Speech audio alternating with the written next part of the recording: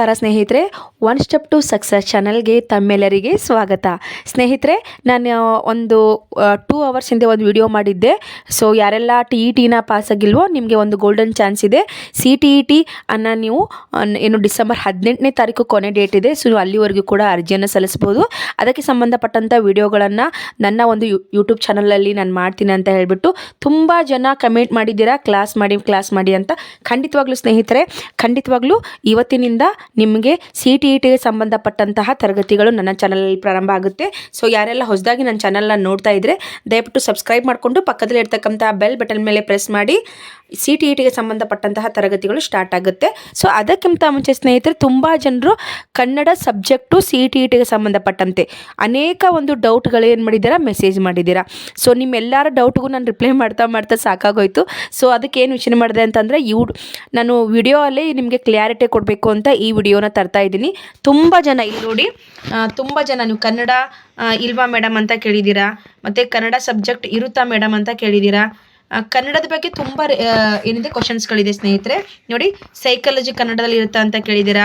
D.Ed ಆದವರು CTETನ ಬರಿಬೋದು ಅಂತ ಕೇಳಿದ್ದೀರಾ.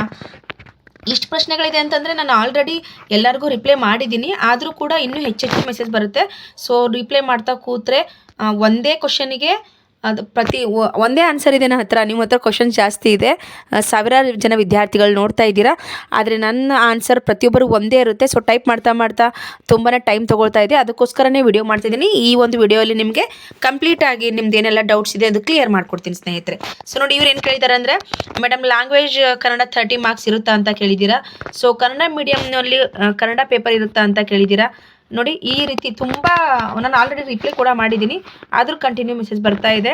ಸೊ ನೋಡಿ, ಕನ್ನಡ ಮೇಡಮ್ D.Ed ಇದ್ದವರು ಹಾಕ್ಬೋದಾ ಅಂತ ಕೇಳಿದ್ದೀರಾ. ಸೊ ಇಷ್ಟು ಪ್ರಶ್ನೆಗಳಿದೆ. ಈ ಎಲ್ಲ ಪ್ರಶ್ನೆಗೂ ವೆರಿ ಇಂಪಾರ್ಟೆಂಟಾಗಿ ಮೊದಲು ಕೇಳಿದಂತಹ ಪ್ರಶ್ನೆ, ಎಲ್ಲರಿಗೂ ಜಾಸ್ತಿ ಕ್ವಶನ್ ಇರೋದೇನು ಅಂದರೆ ಕನ್ನಡದ ಬಗ್ಗೆ. ಕನ್ನಡಕ್ಕೂ ಮತ್ತು CTET ಪ್ರಶ್ನೆ ಪತ್ರಿಕೆಗೂ ಏನು ನಂಟಪ್ಪ, ಯಾಕೆ ಇಷ್ಟೊಂದು ಬೇಜಾರು ಮಾಡ್ಕೊಂಡಿದ್ದಾರೆ ಸ್ನೇಹಿತರೆ. ಎಲ್ಲರೂ ಒಂದು ಕ್ಲಿಯರಾಗಿ ತಿಳ್ಕೊಳ್ಳಿ. CTET ಅಂತಕ್ಕಂಥದ್ದು ಪರೀಕ್ಷೆಯನ್ನು ನೀವು ಫಸ್ಟ್ ಆಫ್ ಆಲ್ CTET ಪರೀಕ್ಷೆಯಲ್ಲಿ ನಿಮಗೆ ಕನ್ನಡ ಇರಲ್ಲ ಅಂತ ಗೊತ್ತಿದೆ, ಹಿಂದಿ ಇರುತ್ತೆ, ಅದರ್ವೈಸ್ ಅಲ್ಲಿ ಇಂಗ್ಲೀಷ್ ಇರುತ್ತೆ. 2 ಆಪ್ಷನ್ಸ್ ಇರುತ್ತೆ, ಸರಿನಾ. ಹಿಂದಿ ಬರೀಬೇಕು, ಫುಲ್ ಪೇಪರ್. ನಾನು ಹೇಳ್ತಾ ಇರೋದು ಓನ್ಲಿ ನಾಟ್ ಒನ್ ಸಬ್ಜೆಕ್ಟ್ ಬಗ್ಗೆ ನಾನು ಮಾತಾಡ್ತಾ ಇಲ್ಲ. ಇಡೀ ಕ್ವಶನ್ ಪೇಪರ್ ಒಂದು ಹಿಂದಿ ಮಾಧ್ಯಮದಲ್ಲಿರುತ್ತೆ, ಅದರ್ವೈಸ್ ಇಂಗ್ಲೀಷ್ ಮಾಧ್ಯಮದಲ್ಲಿ ಇರುತ್ತೆ. ಈ ಎರಡೇ ಏನು ಲ್ಯಾಂಗ್ವೇಜಲ್ಲಿ ನಿಮಗೆ ಪ್ರಶ್ನೆ ಪತ್ರಿಕೆ ಸಿಗುತ್ತೆ. ಆದರೆ ಸ್ನೇಹಿತರೆ, ಕನ್ನಡದವ್ರು ಏನು ಮಾಡಬೇಕು ಅಂದರೆ, ಫಸ್ಟ್ ಲ್ಯಾಂಗ್ವೇಜ್ ನೀವು ಹಿಂದಿ ಆದರೂ ತೊಗೊಳ್ಳಿ ಅಥವಾ ಇಂಗ್ಲೀಷ್ ಆದರೂ ತೊಗೊಳ್ಳಿ, ಅದು ನಿಮಗೆ ಬಿಟ್ಟಂಥದ್ದು, ಸರಿನಾ. ಫಸ್ಟ್ ಏನು ಮಾಡಬೇಕು, ಫಸ್ಟ್ ಲ್ಯಾಂಗ್ವೇಜು ನೀವು ಹಿಂದಿ ಆದರೂ ತೊಗೊಳ್ಳಿ, ಇಂಗ್ಲೀಷ್ ಆದರೂ ತೊಗೊಳ್ಳಿ, ಯಾವುದ್ರಲ್ಲಿ ಕಂಫರ್ಟೇಬಲ್ ಇದ್ದೀರಾ, ನಿಮ್ಗೆ ಯಾವುದ್ರ ಮೇಲೆ ಪ್ರಭುತ್ವ ಜಾಸ್ತಿ ಇದೆ, ಯಾವುದ್ರ ಸಬ್ಜೆಕ್ಟ್ ತೊಗೊಳ್ಳೋದ್ರಿಂದ ನೀವು ಜಾಸ್ತಿ ಸ್ಕೋರ್ ಮಾಡ್ತೀರಾ, ಅದರಲ್ಲಿ ಹಿಂದಿ ಆದರೂ ತೊಗೊಳ್ಳಿ ಅಥವಾ ನೀವು ಇಂಗ್ಲೀಷ್ ಆದರೂ ತೊಗೊಳ್ಳಿ. ಸ್ನೇಹಿತರೆ, ಸೆಕೆಂಡ್ ಲ್ಯಾಂಗ್ವೇಜ್ ಬರುತ್ತಲ್ವ ನಿಮಗೆ, ನೀವು ಸೆಕೆಂಡ್ ಲ್ಯಾಂಗ್ವೇಜಲ್ಲಿ ಕನ್ನಡನ ಖಂಡಿತವಾಗ್ಲೂ ತೊಗೋಬಹುದು, ಓಕೆನಾ.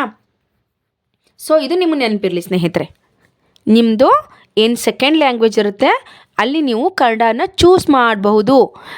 ಅಲ್ಲಿ ನಿಮಗೆ 30 ಪ್ರಶ್ನೆಗಳು ಕನ್ನಡದಲ್ಲೇ ಇರುತ್ತೆ. ಇದು ಕ್ಲಿಯರ್ ಆಯ್ತಾ ನಿಮಗೆ. ಅಥವಾ ಫಸ್ಟ್ ಲ್ಯಾಂಗ್ವೇಜ್ ಏನು ಮಾಡ್ಕೊಳ್ಳಿ, ಕನ್ನಡ ತೊಗೊಳ್ಳಿ, second language Hindi or English ತೊಗೊಳ್ಳಿ. ಸೊ ಈ ರೀತಿ ಆಪ್ಷನ್ ಇರುತ್ತೆ. ಇಲ್ಲಿ ನಿಮಗೆ ಭಾಷೆಯಲ್ಲಿ ಖಂಡಿತವಾಗ್ಲೂ ಒಂದು ಪೇಪರ್ ನಿಮಗೆ ಕನ್ನಡ ಸಿಗುತ್ತೆ.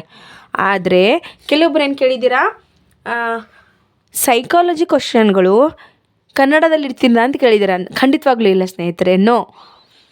ನಿಮಗೆ ಹಿಂದಿಯಲ್ಲಿರುತ್ತೆ ಅಥವಾ ಇಂಗ್ಲೀಷಲ್ಲಿರುತ್ತೆ. ಇಂಗ್ಲೀಷಲ್ಲಿ ನೀವು ಅರ್ಥ ಮಾಡಿಕೊಂಡು ಅಥವಾ ಹಿಂದಿ ಕ್ವಶನ್ ಯಾರಾದರೂ ಹಿಂದಿ ಲ್ಯಾಂಗ್ವೇಜ್ ಫ್ಲೂಯೆನ್ಸಿ ಇತ್ತಂದರೆ ಹಿಂದಿಯಲ್ಲಿ ಅರ್ಥ ಮಾಡಿಕೊಂಡು ಟಿಕ್ ಮಾಡಬೇಕಾಗುತ್ತೆ. ಅದೆಲ್ಲ ತುಂಬ ಈಸಿ ಇರುತ್ತೆ. ನೀವೆಲ್ಲರೂ ವಿಡಿಯೋನ ಸಬ್ಸ್ಕ್ರೈಬ್ ಮಾಡ್ತಾ ಹೋಗಿ, ನಾನು ನಿಮಗೆಲ್ಲ ಕ್ಲಾಸ್ ಮಾಡ್ತೀನಿ, ಗೈಡ್ ಮಾಡ್ತೀನಿ ಸ್ನೇಹಿತರೆ.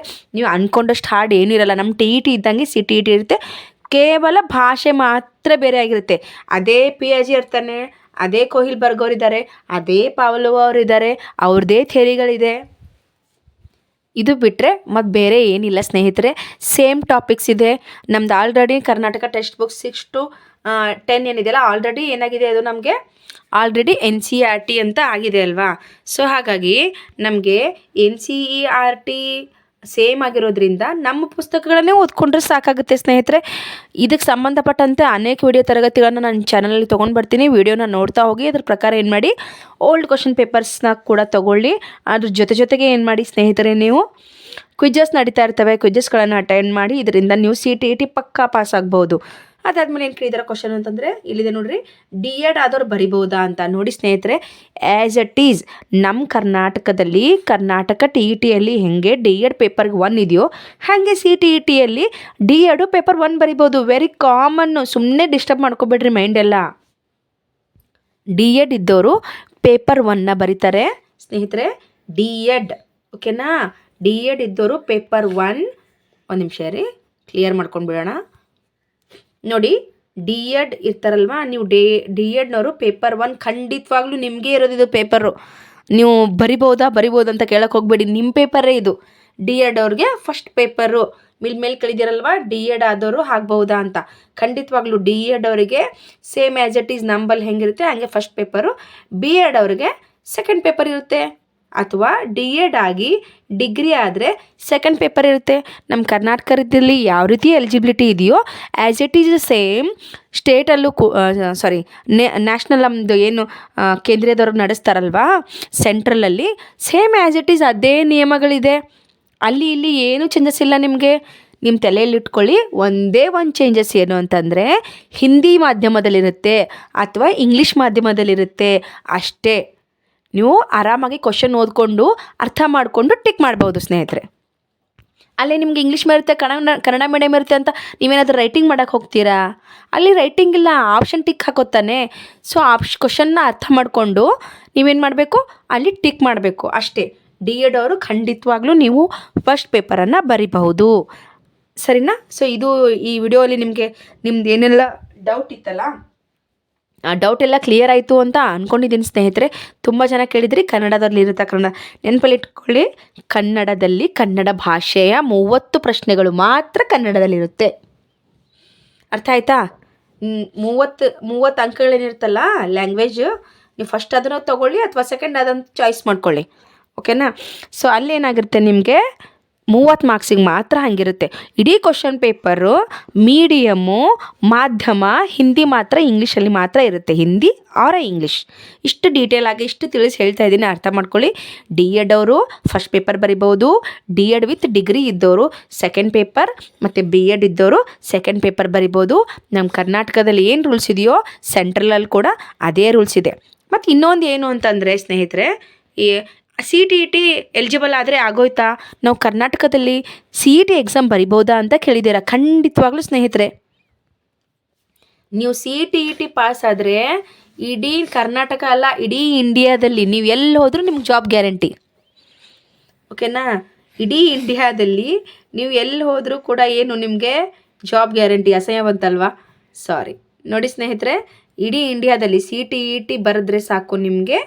TET ಎಲ್ಲಿ ಹೋದರೂ, ನೀವು ಮಹಾರಾಷ್ಟ್ರಕ್ಕೆ ಹೋಗಿ, ನೀವು ಎಲ್ಲಿ ಬೇಕಾದರೂ ಹೋಗ್ರಿ, ಅದು ಎಲಿಜಿಬಲ್ ಇದೆ. ಸೊ ನಮ್ಮ ಕರ್ನಾಟಕದಲ್ಲೂ ಕೂಡ ಖಂಡಿತವಾಗ್ಲೂ ಸ್ನೇಹಿತರೆ ನಿಮಗೊಂದು ಆಪರ್ಚುನಿಟಿ ಇದೆ. TET ಹೋಗಿದೆ ಅಂತ ಬೇಜಾರು ಮಾಡ್ಕೊಳ್ಬೇಡಿ, CTETಗೆ ರೆಡಿ ಆಗಿರಿ ಸ್ನೇಹಿತರೆ.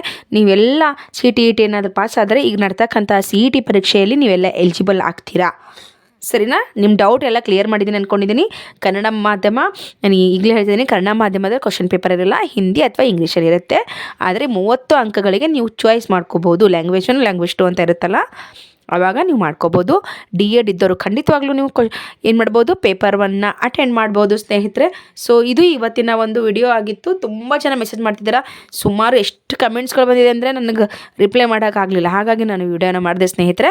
ಸೊ ನಿಮ್ಮ ಡೌಟ್ ಎಲ್ಲ ಕ್ಲಿಯರ್ ಆಯಿತು ಅಂತ ಅನ್ಕೋತೀನಿ. ಖಂಡಿತವಾಗ್ಲೂ ಏನು ಮಾಡಿರಬೇಕು, ಸಬ್ಸ್ಕ್ರೈಬ್ ಮಾಡಿಕೊಂಡ್ರೆ ನಾನು ಮಾಡ್ತಕ್ಕಂಥ ನೆಕ್ಸ್ಟ್ ವಿಡಿಯೋ ನಿಮಗೆ ಸಿಗುತ್ತೆ ಅಂತ ಹೇಳ್ತಾ thank you so much watching this video.